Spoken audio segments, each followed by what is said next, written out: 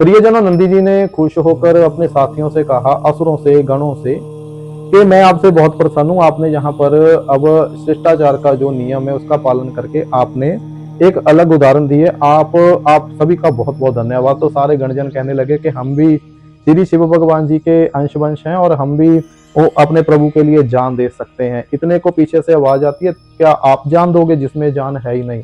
इंद्रदेव ने कटाक्ष शब्द कहते हुए जे एक तरह का कटाक्षता की और कठोर शब्द बोले कि देवता ही सबसे ज्यादा मूल्यवान और सबसे ज्यादा प्रिय हैं। तो जो असुर थे, जो गणजन थे, उनका चेहरा अब नीचे की तरफ होगा और कहने लगे कि अगर हम ना होते तो देवताओं को भी कोई ना पूछता। ऐसे दोनों में बहसबाजी होने लगी। और फिर अग्निदेव ने कहा कि ऐसा करो, अगर अपने आप को ज्यादा बुद्धिमान समझते हो तो हमारे साथ एक शास्त्रार्थ करे।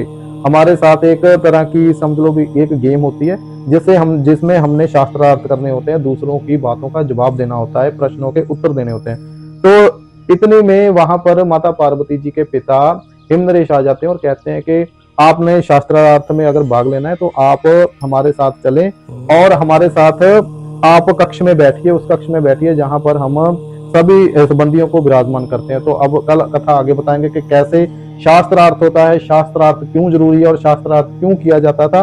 इसकी कथा कल आगे आगे के भाग में बताएंगे।